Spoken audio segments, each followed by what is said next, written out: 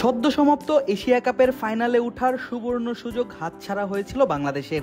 অবশ্য তার কারণ হিসেবে ব্যাটারদেরকেই কাঠগড়ায় তুলছে দর্শকরা। পাশাপাশি আছে মিস ফিল্ডিং কিংবা ক্যাচ মিসের মতো কারণও। তবে সবকিছু ছাপিয়ে সবার নজর আলাদা করে কেড়েছিল tiger bowling attack. Taskin, Mustafiz, সাকিবদের পেস কিংবা নাসুম, রিশাদ, মেহেদীদের স্পিন, দুই বিভাগেই বাংলাদেশ বল হাতে দেখিয়েছে দারুণ নৈপুণ্য। প্রতিপক্ষকে প্রতি ম্যাচেই আটকে দিয়েছে বড় সংগ্রহের আগেই। এশিয়া কাপের পর আফগানিস্তান সিরিজেও চলমান আছে টাইগারদের বোলিং আক্রমণ। আফগান ব্যাটাররা প্রতি ম্যাচেই বড় সংগ্রহের দিকে এগুলেও বাধা হয়ে দাঁড়াচ্ছে মুস্তাফিজ, রিশাদ, নাসুম, তাসকিন, শরীফুলরা। আফগানদের বিপক্ষের সিরিজের দুটি ম্যাচ জয়েই বোলাররা রাখেন বিশেষ ভূমিকা। এখন যে কোনো ব্র্যান্ডের পুরাতন এসি বদলে নতুন ওয়ালটন এসিতে উপভোগ করুন 25% ছাড়।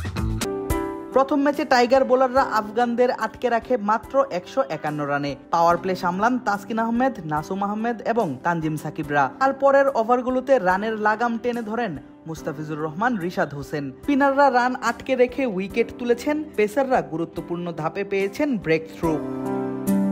দ্বিতীয় ম্যাচেও বোলিং আক্রমণে বদল এনে দল পায় আরো ভালো ফলাফল। এবার আফগানিস্তান ভালো শুরুর পরও থেমে যায় মাত্র 147 রানে।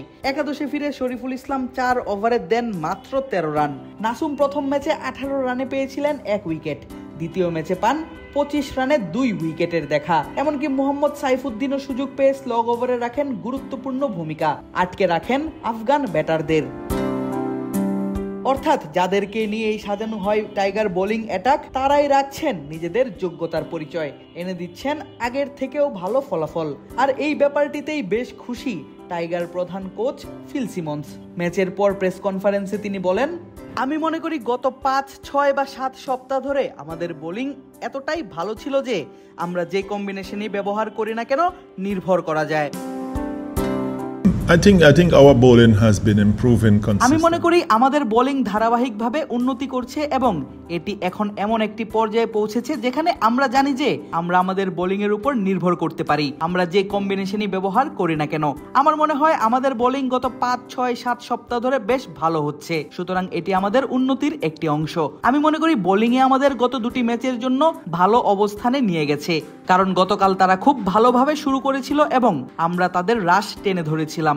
আজও তারা ভালো শুরু করেছিল, কিন্তু আমরা মাঝে এবং বিশেষ করে শেষে খুব ভালো বল করেছি।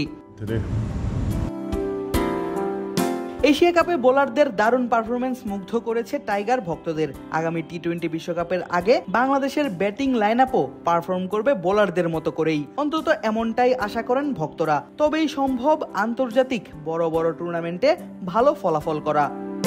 আদিব আশরাফ, ক্রিক ফ্রেন্জি।